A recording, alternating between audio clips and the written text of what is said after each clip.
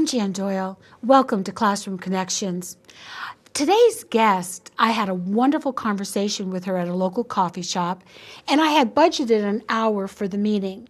3 hours later, she was still going strong. So this is going to be a packed 28 minutes. I'd like to welcome to the show Normajean Brevik. Welcome. Thank you, Jan. Thanks for inviting me. I'm so happy you're here. I really am. You're talented, you're creative, you're friendly, you're Normajean. And I'm just thrilled with what you could do. Let's start right off with this wonderful quilt behind the on the wall. Tell me about this quilt. It was a quilt challenge that I entered back in 2006. It traveled to Kona, Hawaii. Did you go with it? No, I didn't. Okay, fine. And we went afterwards, but the quilt had already come home at that point. It's called Cups of Kona. The theme for the project was make a quilt that had to do with coffee. So I did, and I made a see-through quilt, and it won People's Choice, and it won Judge's Choice Awards. This is so creative. This is so creative. What made you, I have to tell you, I love quilting. I'm not any good at it, but I love it.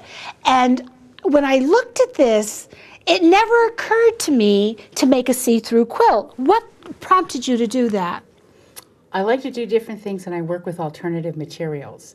So I made the coffee cups out of a stiffer fabric, and then placed them in between. I wanted to use coffee cups, and I used all different types of coffee cups, and just decided that I wanted to put it against a black and white checkerboard, but have the see-through look. So I did, and they hung it in a spot where you could see, you saw a white wall behind it, which was very effective, and people would walk around and see it. So it was fun to do. Well, it's so creative. It's just so creative.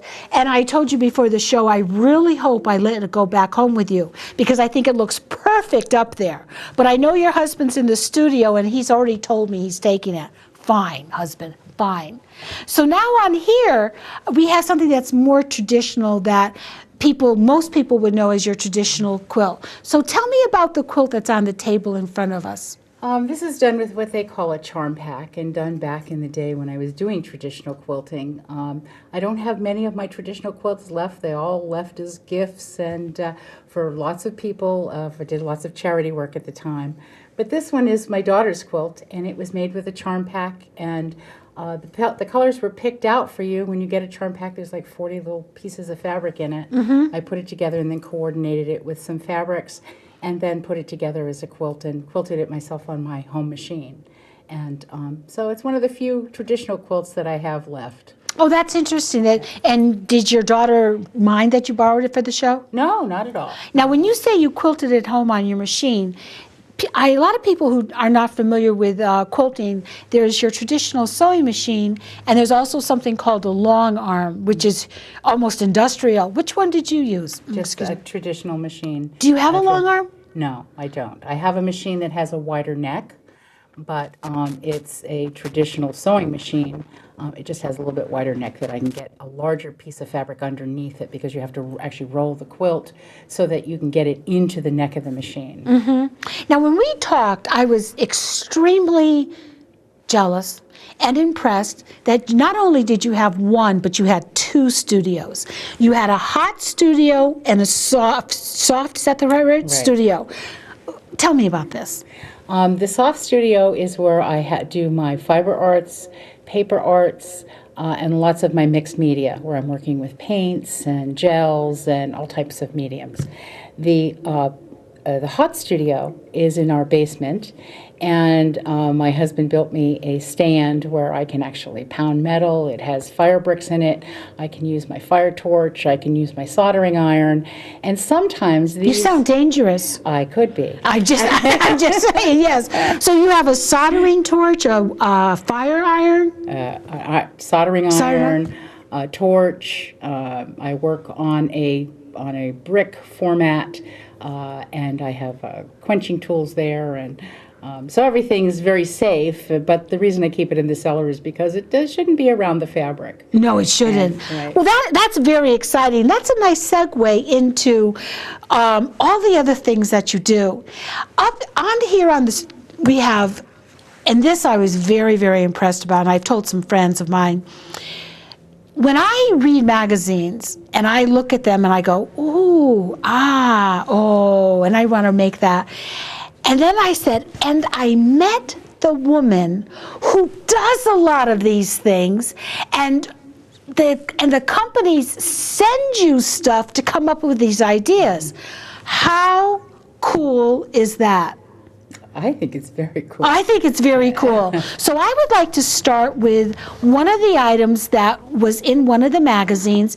This was in, this was the inspiration Right. for this piece. Now it looks like, I'm going to just, okay, and I'm going to have you talk about this as I hold it. Well, we get Smithsonian Magazine, and I saw this on the cover, and the aquas are one of my favorite colors. So I use this as an inspiration to build this. I have a real penchant for doors. You'll see lots of doors in my work, and stonework. And so using this as inspiration, I created this piece and used a flattened marble, wrapped it with wire, added some beading, and then I gave it a little door. And there's Alexandria. That's the name of it because Alexandria was the topic in this particular magazine. And I'm hoping the computer, I'm hoping there we go. Look at this. Let me just organize myself. Look at this. Here's the door. It opens up, and these are articulated. Could you move them for me because I don't have another hand. It's just a little like a paper doll almost. Yes, yes, yes. Yeah. And I just love this. I really hope this goes home with you. As you mentioned, you watch some of my other shows on YouTube. I like to take things. And this might be one of them. Of course, there are several things I mentioned. So is this an example of multimedia then? Mixed media, Mixed sure. media. Yeah, it's just mixing things up a little bit, adding beads or adding some metal work like that. I have several pieces that I like to incorporate, and I like things that are mechanical. So that's why I made the door open and close. I like mechanical things.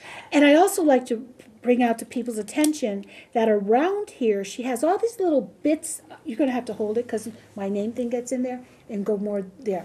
Around here, all these little bits of fabric, so things that you would throw away, don't, because she uses it in her design and artwork. Excellent. Really nice job. So I'm going to move this over here. And then the next thing I like to talk about, Quilting Arts Magazine is an absolutely phenomenal magazine. The editor is a Connecticut resident, and when you have an article in here that talks about, if you could take that article and show it, you're in a better position to show the article than I am. And there's an article, and these are go that way. These are so incredibly cool. What would you call these? I called it the magic card trick, or the magic wallet. And show how that works. I can't give away the magician's trick. Okay. I'm just going to say she did tell me. I think she did. I did. I don't. I think you did, but I don't remember. But go ahead. It's steeped in a magic trick, and once I figured out what the magician had done, I translated it into fabric and into Kraft-tex. And when you pull the string on it, your business card, your credit card, your driver's license pops up. So how cool is that? How cool is that? Now you mentioned a word, Kraft-tex. Now over here, just from the magic of television, we have a bag made out of Kraft-tex. And why don't we take this bag? You made this bag, and it feels like leather. it does. I don't know, the company won't tell me what the magic in the middle is, but it's a paper product that you can actually wash and put in the dryer, and the more you do it, the more leather-like it becomes. It holds up to a lot of abuse. It's on the bottom of this bag. It does a little bit, but it takes some muscles to make it rip. Okay. But it cuts and it sews through beautifully. I don't work for the company that manufactures it, but boy, I sure like working with their products. And this is one of the companies that is very generous with me and sends me product and says, what can you do with this? I'm in what they call their creative troupe, so I get to see products before it hits the marketplace. And this is one of the products that I got to work with. Wow. Now, this says Kraft-tex, craft paper fabric. Where would you even buy this? Can like, if I was home and I thought, oh, I want to try making a handbag out of this, or a wallet, or a wallet is a good idea. I'm thinking I have a pattern for a wallet. I wouldn't mind this, and I could paint this. Sure, you can. This the card case here has been painted. Using Kraft-tex. It comes in several different colors. The craft journal that I have over here, Jan, is also a painted piece of Kraft-tex, and I made it look like a sea chart by outlining it with some Pigma pen, and because I'm very influenced by sea items, I live right on the ocean. So this is something that I came up with that looks like the Penobscot Bay to me. So when you close it up, I just used some green and blue paint and then traced it out with a little bit of Sharpie marker. Is this washable now or not? It's wipeable. Yes, after it's been painted, it's wipeable. I use Luminaire paints, and you can cover it with a varnish if you want to. But actually, the bag could go right into the laundry and be laundered. Did this start off as brown? This one did start off as brown. So Sometimes I use white, sometimes I use brown. If I'm painting it, it depends on what color I'm putting over it as to what color I start out with. you must have, I'm sure you answered this question. I'm getting old and I forgot. Where do I buy that if I wanted to do this? You can get it at a lot of different craft stores. Some of the fabric stores carry it, or you can order it online. Okay, because I remember when I met you, I really, really liked this. And I could really see how teachers could use this in the classroom. Sure they could. Especially for any kind of study. But I also liked, did your mother have a button box? She did. I inherited her button box. I look at this and I see, my mother had a button box and I have one. I never use anything from it, but do you use stuff from the button? I do. And that makes it even more special. It does. Yeah. It really does. This is really just beautiful. Thank you. And your technique is amazing. And how long does it take you to make something like this? Oh, well, because of drying time of the paint, probably no more than an hour if you take out the drying time of the paint, but I just use a hair dryer sometimes to dry it a little bit faster. So maybe 2 hours when you consider the drying time. It doesn't take long at all. Once you've cut it up and start to paint it, it's a lot of fun and easy. So even kids could do a project like this. There's a little bit of sewing involved because you have to add a tab to put that sleeve into for that 5x7 pad that's on the inside. So just a tiny bit of sewing. And I stitch the watercolor paper into it as well. So it does make a nice travel journal. You can make your travel notes in it and some sketches. When we travel, I travel with a watercolor journal so that I can record our trip. Wow. I'm looking at your husband. Wow. Doesn't everybody travel with a watercolor journal? While you were talking, something came. Are the directions for making this in this magazine? No, actually it's in a book called Kraft-tex Style, right here, Jan.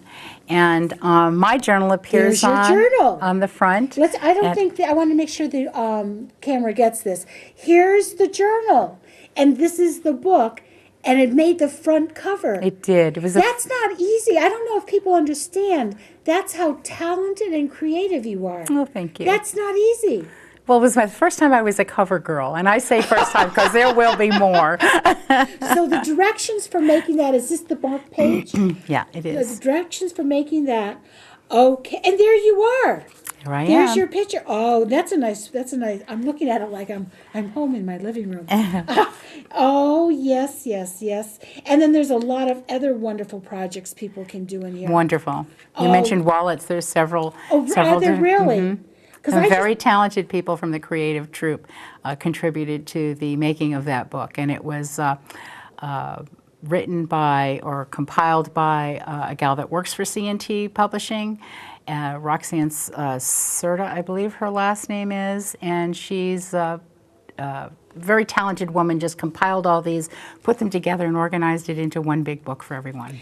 Now, I have a pattern I bought a little while ago, not actually only 2-3 months ago, for a wallet for fabric.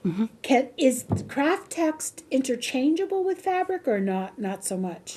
I think you'd have to look at the pattern and determine whether it was a good fit or not.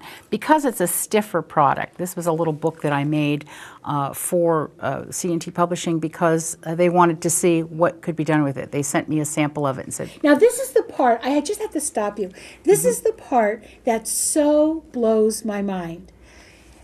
The company who makes it wanted to know what they could do with it. right. They sent it to you. They didn't send it to me. I'm just noticing. Okay, so that's what I want people to understand, how creative you are. So you made and this book is precious, so go ahead. Now that I've interrupted you, go ahead. No, that's quite all right. So I took the product and said, well, let's put it through its paces. And I used die cuts in it. I painted it. I want to see this on camera. Okay. Okay, collaged it, distressed it, embossed it, stitched on it. In fact, this page appears in the packaging for the Kraft-tex. Wow. And distressed it with a hammer, took it right down to my hot studio and pounded it, did a little bit of sketching, did a little bit of stamping on it, and a little more die cutting with it. So, wow. yeah. So you put it through a die cut machine. I have one of those for stamping and making cards, and it goes through that. Right, yep. Oh, Yep. what a good idea. And it stitches through like butter. It's amazing. It will dull your needle a little bit quicker because any paper product will. But you just change your needle out a little bit more often. And if it's stiff, it does, I don't, when you say it goes through like butter, Normajean, I'm not sure if I believe you. It does. It does. Okay, fine. So this is absolutely amazing. And this is really absolutely amazing. I so hope all of this goes home with you. I have my husband here today. Oh, that's right. He's keeping an eye on you. He's already warned me. So now, would you like to go to this next or here? Help me out. What would you like to do? Well, this is a piece here that I took and did a little bit of soldering. Where did you solder? Right here around the flattened marble. I use those quite a bit. I collaged underneath it. There's some sheet music underneath it. And then I soldered it. And then I took some wire, put some beads on it, and then put it on a background. I made the background first, actually. And this was part of a challenge that in my Fiber Art Traders group, the mail art group that I mentioned to you, we had a challenge, and this is one of the things that came out of that challenge. Now, talk a little bit about the Fiber Arts Creative Group that you started. Tell me a little bit about that. Sure, it's an internet Yahoo group. Most people are familiar with Yahoo groups, and it climbed to over 1,000 people at one point in time. I started it in 2005, and we exchanged mail art with each other around the world. 1,000 people around the world, and it became a very full-time job, a non-paying full-time job, I might add. So we would host weekly trades, trading items like, can I take some of these? Okay. Absolutely. Items like this that were yours. fiber art postcards. Okay, I want to just, you hold one up at a time. Okay. Okay, so that one's not really showing up. This one would show up well in the camera. So this Okay. is a Fiber Arts postcard. What goes into making a Fiber Arts postcard? I use a product called Pellon or Fast Diffuse in the center of it. And it's a stiff interfacing, like what you would find in the brim of a cap that makes it stiff. And so I use that as a base, and then I fuse my fabrics on top of it. Fast Diffuse has a fusible on both sides. And I like the stiffness of that particular product. And these are postcards that actually were made on a sewing machine and then went through the mail. Wow. Okay. Wow. So I'm going to just turn this over and show you just do it like a regular postcard. Exactly. I'm having difficulties. All right, but look at this. And then I want to show, this one will probably have a glare. I want to show this one. Look at, this is absolutely phenomenal. Really wonderful. And so now over here, I love your oh, this is a postcard that's really, really cool. This is Be Thankful, and explain this postcard. We each week I would choose a theme of whether and an item that we would be trading. So sometimes we traded postcards, sometimes there were other things, but each item would have a theme. So the artists that participated would work within that theme, and I would say, okay, this week we're going to make postcards, and the theme has to be thankfulness because it was close to Thanksgiving time. And so that was the theme that they worked within. They had a set deadline to post their pictures to my group. Mm-hmm. And accountability was a key factor because there were a lot of these mail art trading groups. And unfortunately, they got a bad rap because people would sign up, but they wouldn't come across with the products that they were supposed to make. That's human nature. I've seen that in a lot of things. I need to move along a little bit because we're running out of time, but I have to show this. Who doesn't like this fella? Like, what is this all about? That was a challenge that I entered, and I believe it was Quilting Arts, and the theme was to make something within a certain size range, and it had to deal with the Day of the Dead. That was the theme that they had put forth. So I like to use old keys. If you ask my husband, anytime we go into an old store, an old... How do you do that? Like this? Okay, like here we that, go. sure.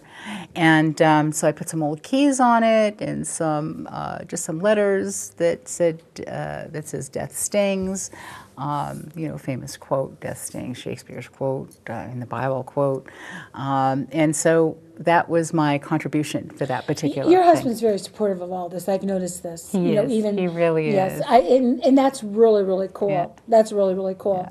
Yeah. Then these are going to more diminutive, smaller in size. Yes. All right. So they're called artist trading cards.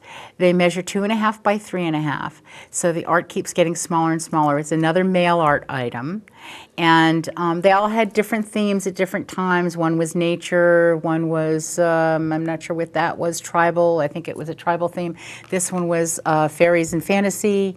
And then we go from the ATCs, artist trading cards, to this size, which is called a plus size inchy, which is 1.5 inches in size. Wow. And we would trade these in large quantities. They would make a set of them, and then they would be traded amongst the different gals joining. We have very little time left, but I want to just make sure we mention this. Mm-hmm. Again, this is in a handbag magazine. Right.